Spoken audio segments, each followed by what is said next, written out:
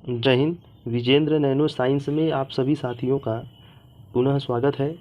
देखिए, आज के अपने इस वीडियो में हम बात करने वाले हैं क्लास 9 का जो चैप्टर 6 है, लाइंस एंड एंगल्स। आज हम इसके बारे में बात करेंगे और इसमें एक्सरसाइज करने से पहले हम थोड़ा सा इसके कॉन्सेप्ट के बारे में बताएंगे कि इसमें हमें जो एक्सरसाइज शुरू करना है उसके पहले किन किन चीज़ों की जानकारी हमें हो जानी चाहिए। ठीक है, तो चलिए शुरू करते हैं वीडियो को। इसके पहले जो लोग नए हैं, हमारे YouTube channel Vijendra nano science को सब्सक्राइब कर लिए ताकि आपको वीडियो की नोटिफिकेशन आपको पता होता रहे कि कब क्या भेजा जा रहा है। चलिए शुरू करते हैं वीडियो। हाँ, देखिए, और शुरू में हमें क्या दिया गया है, बेसिक टर्म्स एंड डेफिनेशंस। ठीक है, इसमें देखिए हम बात करेंगे कुछ ऐसे चीज़ों का जो कि जानना बहुत ज़रूरी है। जैसे यहाँ पे देखिए दिया है लाइन सेगमेंट दिया है, और यहाँ पे देखिए एक शब्द आया है रे। ठीक है, तो और यहाँ पे देखिए कोलिनियर पॉइंट दिया हुआ है। ठीक है, नॉन कोलिनियर पॉइंट दिया हुआ है, एंगल, वर्टेक्स। इन सब चीज़ों के बारे में अब हम आपको डिटेल से बताने जा रहे हैं। ध्यान से देखिएगा। देखिए, सबसे पहले हम बात करेंगे लाइन का। आप लोग लाइन बहुत बार बोलते हैं, लेकिन लाइन एक्चुअल में क्या होता है ज़रा देखिए। लाइन एक ऐसी, देखिए इस तरह से होता है लाइन, इसमें दोनों तरफ तीर होता है, याद रखिएगा, यह लाइन है। और बात आता है दूसरे नंबर पे रे में क्या होता है, इसमें एक पॉइंट होता है और एक तीर का निशान होता है, ये है बात। ठीक, और लाइन सेगमेंट क्या होता है, इसमें देखिए दो पॉइंट होते हैं, इसमें कोई तीर नहीं होता है। ठीक है, तो आप पहले लाइन्स एंड एंगल्स पढ़ने जा रहे हैं, तो आपको लाइन्स ही नहीं अगर पता है तो इसका मतलब आपका शुरुआत ठीक नहीं है। लाइन से क्या होता है, इसमें दोनों तरफ तीर होता है। रे क्या होता है, इसमें जो है एक तरफ तीर होता है, मतलब एक हेड होता है, एक जो है पॉइंट होता है। और लाइन सेगमेंट में दो पॉइंट होते हैं। और देखिए यहाँ पे एक शब्द आया है कोलिनियर पॉइंट्स, यहाँ पे मैं लिख रहा हूँ कोलिनियर पॉइंट्स। अब देखिए कोलिनियर पॉइंट्स क्या होते हैं, मतलब दो से ज़्यादा पॉइंट लेना है।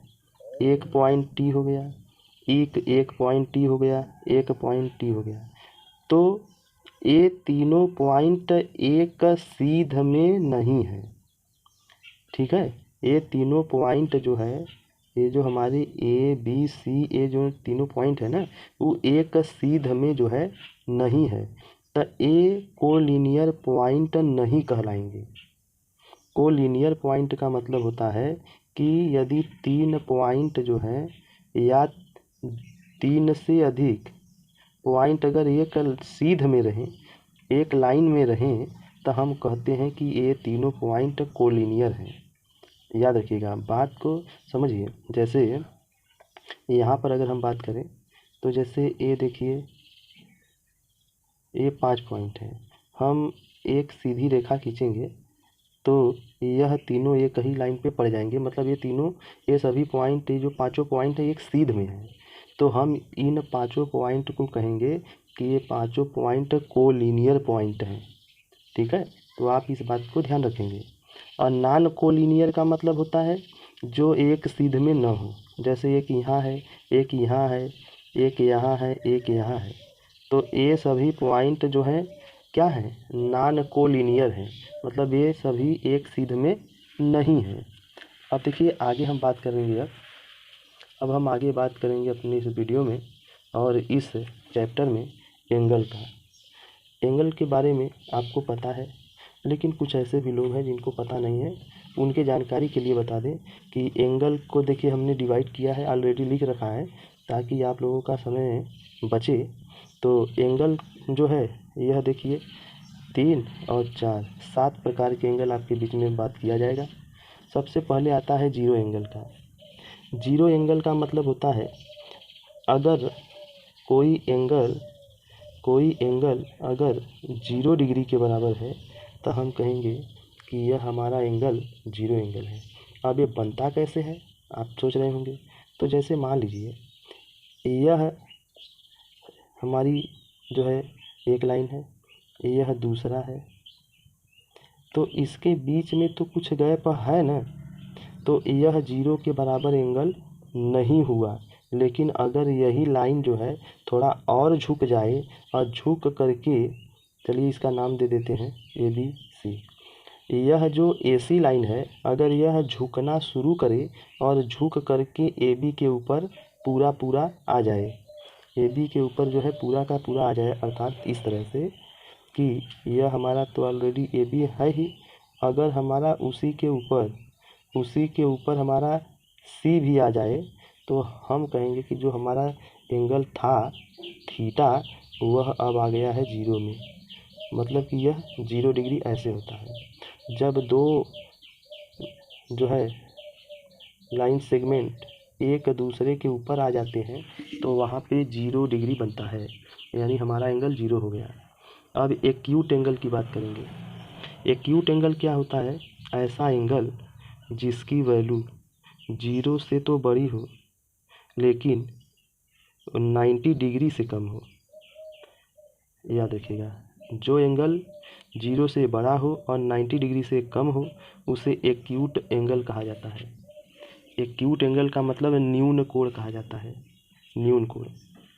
अब ये बनता कैसे है देखिए, यह इस तरह से बनता है, यह ठीक है, इसका मुंह जो है ऐसे खुला रहेगा। और राइट एंगल में क्या होता है? राइट एंगल का मतलब होता है समकोण, ठीक है, राइट एंगल का मतलब होता है समकोण। और यह देखिए इस तरह से होता है, ये इस तरह से एकदम इसी तरह से ही रहेगा। और यह जो है 90 डिग्री होता है। मतलब जब हमारा एंगल जो है 90 डिग्री हो जाएगा तो हम कहेंगे कि वह राइट एंगल है, अर्थात समकोण है। अब बात करते हैं ऑब्ट्यूज एंगल का। जो एंगल देखिए यहाँ 90 हो गया है, अब 90 से अधिक की बात करेंगे। जो एंगल 90 डिग्री से अधिक हो लेकिन 180 डिग्री से कम हो वहाँ पे ऑब्ट्यूज एंगल होता है। ऑब्ट्यूज एंगल का मतलब अधिक कोण, ऑब्ट्यूज एंगल का मतलब अधिक कोण होता है। और यह एंगल फिगर में इस तरह से होता है। अगर ऐसे ऊपर कर देंगे एकदम परपेंडिकुलर तो 90 हो जाएगा, और आपको 90 से बड़ा करना है तो आपको ऐसे बनाना है, ठीक है, आपको इस तरह से बनाना है। तो यह हमारा एंगल जो है 90 से अधिक है लेकिन 180 से कम है, इसलिए हम इसे कहेंगे ऑब्ट्यूज एंगल। अब आगे बात करेंगे स्ट्रेट एंगल का। स्ट्रेट एंगल जैसा कि नाम से लग रहा है जो सीधा हो, यानी जो एंगल 180 डिग्री का होता है वह स्ट्रेट एंगल कहलाता है। यह देखिए ए है, ये बी है, और हमारा जो दूसरा साइड है वो इस तरह से हो जाए तो यह एंगल जो होता है 180 डिग्री है, यह फिक्स होता है, यह स्ट्रेट एंगल कहलाता है, अर्थात रिज कोण, अर्थात रिज कोण कहते हैं। अब आते हैं रिफ्लेक्स एंगल। रिफ्लेक्स एंगल का मतलब होता है हमारा जो थीटा है वह 180 डिग्री से अधिक हो लेकिन 360 डिग्री से कम हो। 180 डिग्री से अधिक हो लेकिन 360 डिग्री से कम हो। अब इसका फ़ोटो जो है आपको ऐसे मिलेगा देखने को, यह ए है और यह बी है। यह देखिए इस तरह से हो गया। तो यह पूरा जो मिला के है ना, यह वाला हम अपना पॉइंट ए जो है नीचे लिख रहे हैं, ये पूरा एंगल जो है मिला के यह हमारा जो थीटा है वह 180 से अधिक है, इसलिए इसे रिफ्लेक्स एंगल कहते हैं, यानी बृहद कोण। मैं इसको लिख देता हूँ हिंदी में ताकि यह गड़बड़ाए न किसी का। बृहद कोण, रिफ्लेक्स एंगल को बृहद कोण कहते हैं। अब लास्ट में बात करेंगे कंप्लीट एंगल। ऐसा एंगल जो पूरा हो जाए, मतलब कि ये पूरा घूम करके फिर इसी पर आ जाए। ये जो हमारा सी है इसी पर आ गया है, मतलब ये पूरा घूम गया है, यानी यह 360 डिग्री है। यानी कहने का मतलब जब हमारा एंगल 360 डिग्री के बराबर हो जाएगा तो हम कहते हैं कि यह जो है कंप्लीट एंगल है। अब इतना जानकारी के बाद आप लोग इसको समझते रहिए और वीडियो को पॉज करके आप नोट कर सकते हैं। अब हम दो और एंगल की बात करेंगे जो कि बहुत ही इम्पॉर्टेंट है, आपको इसको अच्छे तरीके से समझ लेना है। कम्प्लीमेंट्री एंगल, कम्प्लीमेंट्री एंगल को हिंदी में भी बता दें, कहते हैं कोटि पूरक, कोटि पूरक कोण, कोटि पूरक कोण कहते हैं। कोटि पूरक कोण में दो लोग होते हैं, जैसे पति पत्नी होते हैं उसी प्रकार इसमें भी दो लोग होंगे। जैसे एक एंगल मान लीजिए θ1 है और दूसरा एंगल θ2 है, और चूँकि एंगल को थीटा से डिनोट किया जाता है इसलिए हमने 1 और 2 लगा दिया है। यह पहला एंगल है, ये दूसरा एंगल है। अगर इन दोनों को मिलाने से, अर्थात इन दोनों को सम करने से, जोड़ने से अगर 90 डिग्री आ जाए तो हम कहेंगे ये दोनों पति पत्नी है, अर्थात ये दोनों कोण जो है कम्प्लीमेंट्री एंगल है। बोला जाएगा कि ये दोनों कम्प्लीमेंट्री एंगल है। अगर आपको एज ए एग्जाम्पल कोई कह दे यह 30 डिग्री है, यह 60 डिग्री है, यह 30 डिग्री है, यह 40 डिग्री है, यह 50 डिग्री है, यह 10 डिग्री है, ठीक है, यह 60 डिग्री है और यह 40 डिग्री है। कोई पूछेगा इसमें से कौन जोड़ा, इसमें से कौन सा पेयर कम्प्लीमेंट्री एंगल है, तो आप निश्चित रूप से कहेंगे कि देखेंगे जिनको जोड़ने से 90 डिग्री आ जाता है उस पेयर को कहा जाता है कम्प्लीमेंट्री एंगल, अर्थात कोटि पूरक कोण। तो यहाँ पे देखिए 60 और 40 मिला के 100 हो गया, 60 और 40 मिला के 100 हो गया, तो ये तो कम्प्लीमेंट्री नहीं हुआ। इन दोनों को अगर हम मिला देंगे तो ये हो जाएगा 60 डिग्री, ये भी कम्प्लीमेंट्री नहीं होगा। और इन दोनों को अगर हम मिला देंगे तो 40 और 30 और 70 हो जाएगा, और यह भी कम्प्लीमेंट्री नहीं होगा क्योंकि 90 होना चाहिए था। और इन दोनों को मिला देंगे तो 90 डिग्री हो जाएगा, तो हमारा जो कंडीशन है फुलफिल हो गया। कौन सी कंडीशन? वही जो 90 डिग्री वाली है। तो दोनों कोणों को मिलाने से 90 आ गया। तो ये हमारा जो पेयर है ना, ये हमारा पेयर जो है कम्प्लीमेंट्री एंगल है, ये हमारा पेयर कम्प्लीमेंट्री एंगल का है, और यही ऑप्शन हमारा सही होगा। देखिए अब लास्ट में बात करेंगे, लास्ट में हम बात करेंगे सप्लीमेंट्री एंगल की। सप्लीमेंट्री एंगल को कहते हैं समपूरक कोण। देखिए भाई कुछ भी हो, हम लोगों की मातृभाषा है, कम से कम इसको हिंदी में भी जानना जरूरी है। समपूरक कोण, समपूरक कोण भी इसी के जैसा आप कॉन्सेप्ट रखेंगे। इसमें दो एंगल होंगे, एक θ1 और दूसरा θ2। जब दोनों एंगल को जोड़ने से 90 डिग्री नहीं, कितना 180, 90 डिग्री अगर कहेंगे तो वह कम्प्लीमेंट्री हो जाएगा, कम हो जाएगा। क से कम्प्लीमेंट्री, क से कम, याद रखिएगा। कम्प्लीमेंट्री में कम होता है यानी 90 होता है, और सप्लीमेंट्री का मतलब सम यानी ज़्यादा। तो इसमें जो है दोनों एंगल को मिलाने से 180 डिग्री होना चाहिए। जैसे मान लीजिए एक एंगल 100 डिग्री है, दूसरा एंगल 80 डिग्री है, तो ये दोनों एंगल जो है सप्लीमेंट्री एंगल कहलाएंगे, क्योंकि इनको जोड़ने से, सम करने से 180 आ रहा है। ठीक है, आगे एक एग्जांपल और देखिए। अगर मान लीजिए यह 150 डिग्री यानी 150 डिग्री और यह 30 डिग्री हो जाए, तो यह भी जो हमारा पेयर होगा वह भी सप्लीमेंट्री एंगल होगा। क्यों? क्योंकि इन दोनों को जोड़ने से, सम करने से 180 आ जा रहा है। तो हम उम्मीद करते हैं कि आपको ये बातें समझ में आ रही है। देखिए अब आगे कौन सा कॉन्सेप्ट आपके सामने आ रहा है, उस कॉन्सेप्ट को देखिए, क्योंकि अभी तक हम बात कर रहे थे एंगल से, अब बात करेंगे आगे साइड से। हाँ देखिए, अब हम इस वीडियो में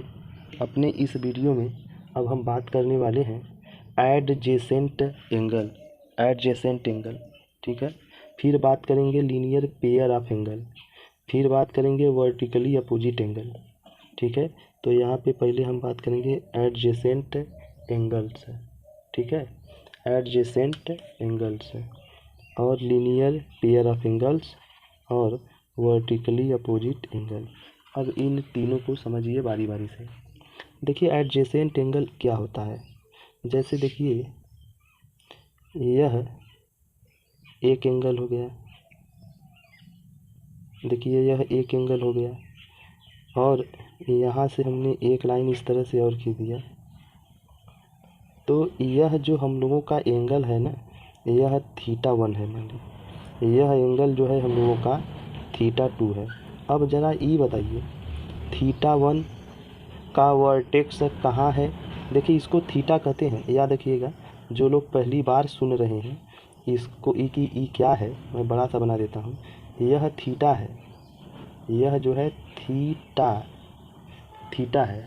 ठीक है, यह थीटा है, इसको आप भूलिएगा नहीं, यह एंगल डिनोट के लिए आता है। तो यह जो हमारा θ1 है एंगल, इसका वर्टेक्स यह है और हमारा दूसरा एंगल θ2 जो है उसका भी वर्टेक्स यही है। यानी एडजेसेंट एंगल में क्या होता है, दो एंगल का इसमें कॉमन वर्टेक्स होता है। तो इसमें पहले आपको ये समझना है कि कॉमन वर्टेक्स होना चाहिए, पहली बात। और दूसरी बात, अच्छा ये बताइए, हम अगर इसको नाम दे दें ए बी सी और डी, तो बताइए जो θ1 का साइड AC है वह ई है और θ2 का भी तो साइडिया AC ही है। तो यानी इसमें कॉमन आर्म, इसमें जो है कॉमन आर्म। तो अगर दो एंगल का कॉमन वर्टेक्स हो और कॉमन आर्म हो, ठीक, तो और जो अपोजिट साइड है वो दूर दूर रहे।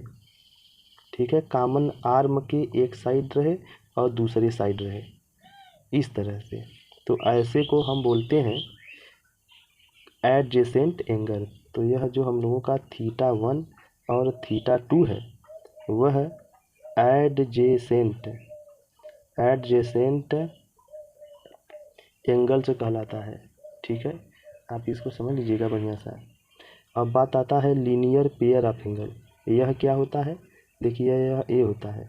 जैसे हम लोग इसको जो है अपना ए बी मान के चल रहे हैं और यह हमारा जो है सी है। अगर यहाँ पे यह एक स्ट्रेट लाइन हो गया, यहाँ पे इस तरह से है और आपको पता है स्ट्रेट लाइन पे पूरा एंगल 180 होता है। तो अगर स्ट्रेट लाइन पे जो एंगल बना है वो दो भागों में बट जाए, मान लीजिए यह θ1 है और यह θ2 है, तो स्ट्रेट एंगल होने की वजह से यह θ1 और θ2 जो है यह 180 डिग्री के बराबर है। तो इन एंगलों को यानी किसको, θ1 और θ2 को बोला जाता है लीनियर पेयर ऑफ एंगल। ठीक है, इसको बोला जाता है क्या, linear pair of angle. I hope आपको ये बात समझ में आ रही है। अब हम बात करते हैं वर्टिकली अपोजिट एंगल का। देखिए वर्टिकली अपोजिट एंगल में क्या होता है, जैसे एक हमारा यह लाइन है, लाइन में दोनों तरफ तीर होता है। एक हमारा इस तरह से लाइन है, इस तरह से। तो यह एंगल और यह एंगल, यह θ1 है और यह θ2 है। ये दोनों वर्टिकली अपोजिट एंगल कहलाते हैं, याद रखिएगा। ये θ1 और θ2 जो है वर्टिकली अपोजिट एंगल कहलाते हैं। और याद रखिएगा मेन बात, यह θ1 और θ2 बराबर होंगे, वर्टिकली अपोजिट एंगल बराबर होते हैं। हम लिख दे रहे हैं इस बात को ताकि आप भूलें नहीं, मैं यहीं पे लिख रहा हूँ, vertically opposite angles are equal, vertically opposite angles are equal. अब देखिए यह मान लीजिए यह θ3 है और यह θ4 है, तो θ3 और θ4 ये भी वर्टिकली अपोजिट होंगे, तो यह भी क्या होगा, बराबर होगा। वर्टिकली अपोजिट एंगल बराबर होते हैं।